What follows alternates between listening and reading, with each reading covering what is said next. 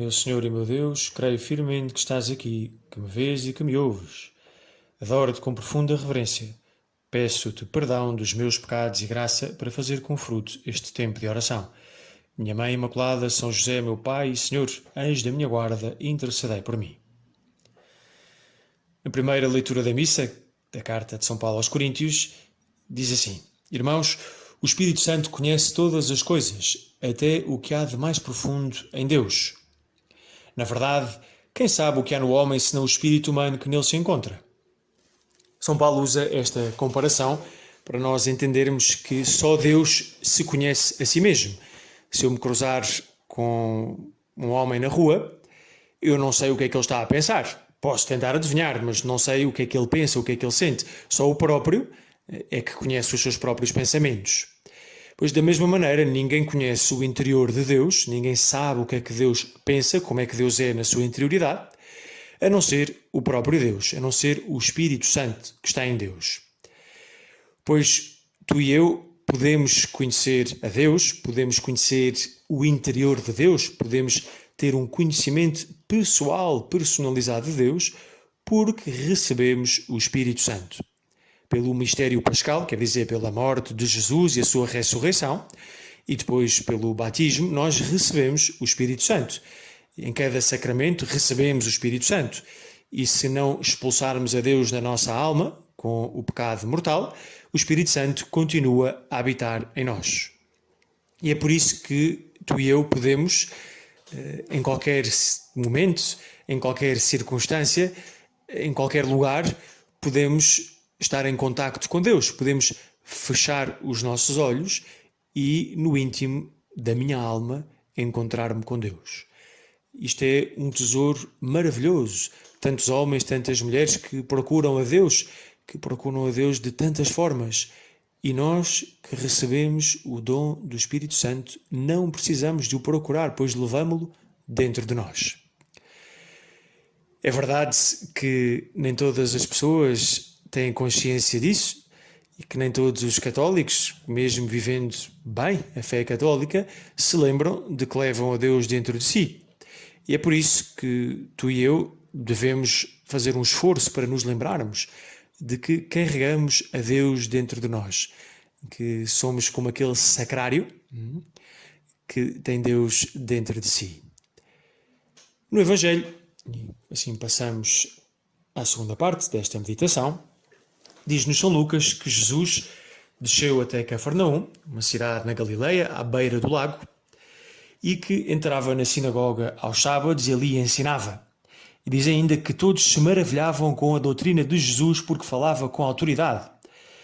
Os judeus reúnem-se ao sábado, é o dia do Senhor, e no tempo de Jesus reuniam-se na sinagoga, e aqueles que viviam em Cafarnaum, pois, iam à paróquia deles, que era a sinagoga de Cafarnaum.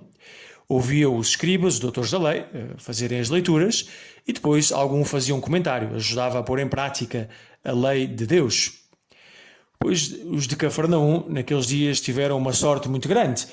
Estava lá um convidado, não é? Como as pessoas da aldeia, que têm um pároco e estão sempre a ouvir o mesmo pároco, e os sermões parecem que se repetem. Quando vem um pregador de fora, um religioso, vem fazer uma missão popular ou um pregador convidado, as pessoas ficam todas animadas, é novidade. Pois naquele dia as pessoas de Cafarnaum também ficaram muito animadas, mas não só pela novidade. Ficaram animadas porque ouviram uma pregação diferente. Jesus não estava a explicar algo que outra pessoa tinha escrito, como fazem os homens, como fazemos também os padres, ao explicar o Evangelho, ao explicar as leituras.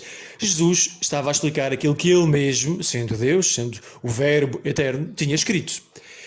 E por isso é diferente. É como participar numa conferência em que o escritor de um livro fala do livro, está a falar de algo que lhe é próprio. Pois Jesus, ao falar das Escrituras, ao falar do Antigo Testamento, fala de algo que lhe é próprio e fala com toda a autoridade. A autoridade de Jesus, para além de ser a autoridade do autor, é também a da pessoa que é perfeitamente coerente, onde a palavra, o ensino e a vida fazem uma unidade. Nós acreditamos e temos confiança em quem nos ensina, quando vemos que essas pessoas vivem aquilo que ensinam. O médico que vive aquilo que receita aos seus doentes e que procura ter uma alimentação cuidada e segue os mesmos tratamentos caso padeça da mesma doença, é um médico que inspira confiança. Assim, do mesmo modo, o homem, a mulher que vive o Evangelho, quando ensina o Evangelho, quando fala de Jesus, quando fala da Igreja, fala com uma autoridade própria, de algo vivido. E é assim que Jesus nos ensina, com esta autoridade de quem vive numa perfeita unidade os seus próprios ensinamentos. Se calhar estás agora a pensar que as pessoas de Cafarnaum tinham muita sorte. Podiam ouvir da própria boca de Jesus os seus ensinamentos. E, de certa maneira, tens razão. Eu também gostava de ter estado lá, de ouvir Jesus. Devia fazer umas homilias excelentes, nada aborrecidas, aquelas que chegam ao íntimo do coração, que movem montanhas. Mas, por outro lado, estás enganado, porque Jesus não se limitou a falar naquela altura. Jesus continua a ensinar-te a mim e a ti hoje. E continua a ensinar-te a mim e a ti com a mesma autoridade, com a mesma profundidade, com a mesma capacidade de penetração com que falava na sinagoga de Cafarnaum. E como é que eu sei isto? Sei porque Jesus instituiu a sua igreja, sei porque Jesus, nessa igreja, fundou a autoridade, Pedro e os apóstolos, o Papa e os sucessores dos apóstolos, os bispos, em comunhão com o Papa, e que o próprio Jesus garante a firmeza e a autoridade da Igreja. Garante que aquilo que o Papa e os bispos em comunhão com o Papa ensinam vem mesmo dele, vem mesmo de Jesus, que a autoridade é a autoridade própria de Jesus. E é por isso que nós, católicos, nos alegramos muito porque pertencemos à Igreja Católica, fundada por Jesus e por mais ninguém, e porque na Igreja nós temos a certeza de ouvir o ensinamento de Jesus.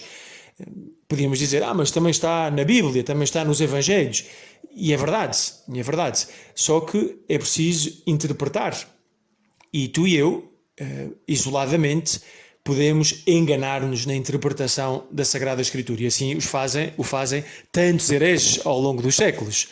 É preciso que a Sagrada Escritura seja interpretada por quem possui a autoridade dada por Cristo. E esta autoridade é a autoridade da Igreja. Que bom termos a certeza dos ensinamentos de Jesus, saber o que é que Jesus nos ensina, aquilo que nós acreditamos acerca da fé, de onde vimos, para onde vamos, quem somos, quem é Deus, como é Deus, o que é que Deus espera de nós, como é que nós devemos viver, o que são os sacramentos, o que é a Igreja, tudo isto nós sabemos e sabemos com certeza absoluta, porque é ensinado pelo próprio Cristo através da Igreja. Mas também sabemos o modo de vivermos, sabemos a sabedoria da vida, como é que devemos conduzir as nossas vidas para alcançarmos uma vida com significado, uma vida feliz nesta terra, mas sobretudo para alcançarmos a vida eterna. Ao chegarmos ao fim desta meditação, dirigimos o nosso olhar para a Virgem Santa, a sede da sabedoria, a mãe do Verbo encarnado, Nossa Senhora, e pedimos-lhe que, em primeiro lugar, nos ensine a falar diariamente com o Espírito Santo, a recolhermos no íntimo da nossa alma. Depois pedimos-lhe que nos ensine a ouvir com atenção os ensinamentos de Jesus na nossa oração pessoal, mas também nos ensinamentos da Igreja. Que nós tenhamos uma fé certa e segura e que, ouvindo e obedecendo à Igreja, saibamos que estamos a ouvir e a obedecer ao próprio Cristo. Dou-te graças, meu Senhor e meu Deus, pelos bons afetos, propósitos e inspirações que me comunicaste durante este tempo de oração. Peço-te ajuda para os pôr em prática. Minha Mãe Imaculada, São José, meu Pai e Senhor, anjo da minha guarda, intercedei por mim.